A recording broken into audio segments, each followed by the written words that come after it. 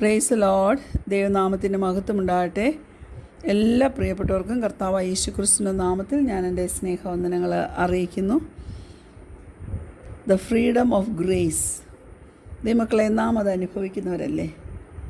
നമ്മെ സ്നേഹിക്കുന്ന കർത്താവ് നമുക്കത് തന്നു അല്ലേ. ഇന്ന് അല്പം നേരത്തെ ചിന്തയ്ക്കായിട്ട് ഗലാത്യർ 5:18, ഗലേഷ്യൻസ് ചാപ്റ്റർ 5:18. ആത്മാവിനെ അനുസരിച്ച് നടക്കുന്നുവെങ്കിൽ നിങ്ങൾ ന്യായപ്രമാണത്തിന് കീഴുള്ളവരല്ല.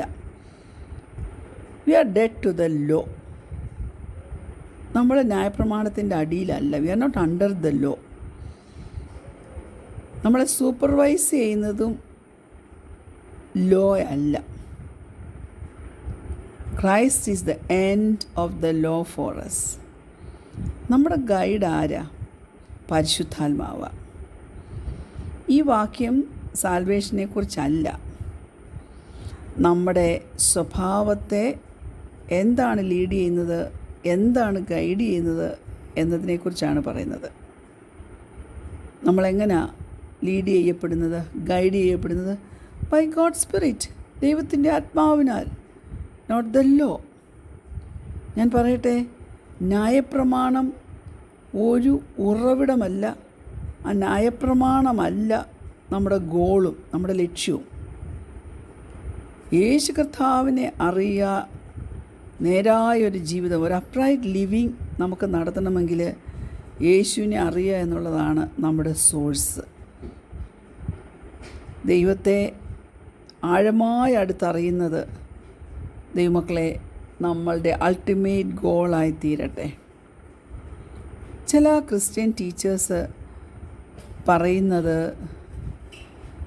നമുക്ക് നമ്മുടെ ഉള്ളിൽ ഇരിക്കുന്ന പരിശുദ്ധാത്മാവ് അവൻ നമ്മെ ഹെൽപ്പ് ചെയ്യും. എന്തിനാണെന്നറിയാമോ?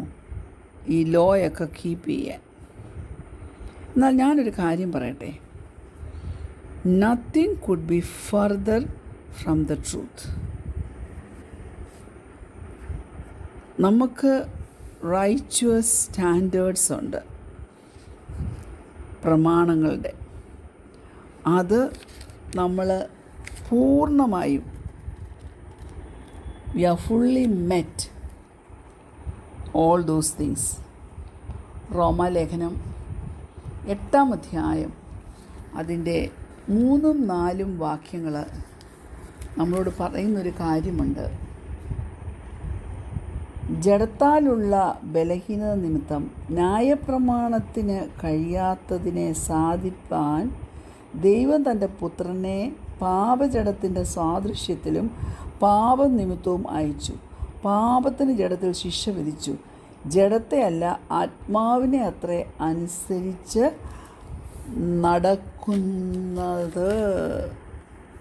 അത് നമ്മിൽ ന്യായപ്രമാണത്തിൻ്റെ നീതി നിവർത്തിക്കേണ്ടതിന് തന്നെ. Praise God, hallelujah. ദൈവമക്കളെ, ഞാൻ പറയട്ടെ, ദൈവം നമ്മളെ കാരണഭൂതരാക്കുന്നു. എന്തിനാ? അവൻ്റെ ആത്മാവിൻ്റെ ഫലങ്ങളെ നാം ഉളവാക്കുന്നവരായി ജീവിപ്പാൻ. ലോയല്ല നമ്മുടെ സോഴ്സ്, ലോയല്ല നമ്മുടെ ഗോള്.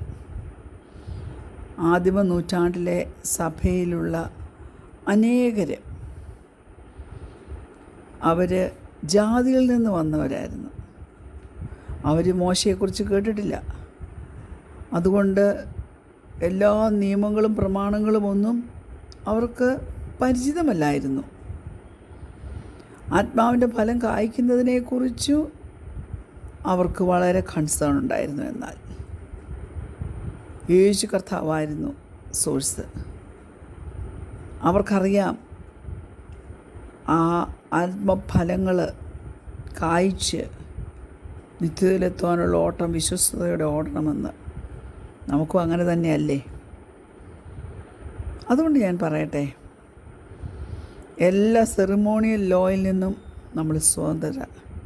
പക്ഷേ യേശു കർത്താവിൻ്റെ രക്തമുണ്ടല്ലോ, അവൻ്റെ ജീവൻ അവൻ നമുക്ക് വേണ്ടി കളഞ്ഞു. ക്രൂശിൽ അവൻ യാഗമായി തീർന്നു. അവൻ്റെ രക്തത്തെ നമുക്ക് വേണ്ടി ഊറ്റി തന്നു. അതുകൊണ്ട് ആ മോറൽ ലോ നമ്മളെ ഗൈഡ് ചെയ്യും. We are led by the spirit, not by the law. അത് നാം ഒരിക്കലും മറന്നു പോകാൻ കൊണം ഇടയാകരുത്. ദൈവമക്കളെ, ആ പഴയ കവനൻ്റ് ഒത്തിരി പണിഷ്മെൻ്റ്, ശിക്ഷ ഡിസൊബീഡിയൻസിന് വേണ്ടി കൊടുക്കുമായിരുന്നു. അത് ന്യായപ്രമാണത്തിൻ്റെ കീഴിൽ വെച്ചാൽ കേട്ടോ, മരണം വരെ. പക്ഷെ ന്യൂ കവൻറ്റിൽ എല്ലാ ശിക്ഷയും ആര് വഹിച്ചു? യേശു കർത്താവ് വഹിച്ചു. യേശു കർത്താവ് ക്രൂശിൽ അത് നമുക്ക് വേണ്ടി വഹിച്ചു. ചില വാക്യങ്ങൾ നിങ്ങളിതൊക്കെ ഒന്ന് അറിഞ്ഞിരിക്കാൻ വേണ്ടി ഓർത്തിരിക്കുന്നത് നല്ലതാണ്. 1 റോമാലേഖനം 8:1. അതുകൊണ്ട് ഇപ്പോൾ ക്രിസ്തുവേശുവിലുള്ളവർക്ക് ഒരു ശിക്ഷാവിധിയും ഇല്ല. അതുപോലെ എബ്രായ ലേഖനം 9:28, ഹീബ്രൂസ് ചാപ്റ്റർ 9:28 ഇങ്ങനെ പറയുന്നു: ക്രിസ്തുവും അങ്ങനെ തന്നെ അനേകരുടെ പാപങ്ങളെ ചുമപ്പാൻ ഒരിക്കൽ അർപ്പിക്കപ്പെട്ട് തനിക്കായി കാത്തു നിൽക്കുന്നവരുടെ രക്ഷയ്ക്കായി അവൻ പാപം കൂടാതെ രണ്ടാമത് പ്രത്യക്ഷനാകും. അതുപോലെ 1 പത്രോസ് 2 23 1 Peter chapter 2:23 തന്നെ ശകാരിച്ചിട്ട് പകരം ശകാരിക്കാതെയും കഷ്ടം അനുഭവിച്ചിട്ട് ഭീഷണം പറയാതെയും ന്യായമായി വിധിക്കുന്നവെങ്കിൽ കാര്യം പരമേൽപ്പിക്കാത്രേ ചെയ്തത്. ഹല്ലേലൂയ. അവസാനം അവൻ നമുക്ക് വേണ്ടി മരിച്ചു. യേശു കർത്താവല്ലേ, നമ്മുടെ ശിക്ഷ അവൻ്റെ മേലായി.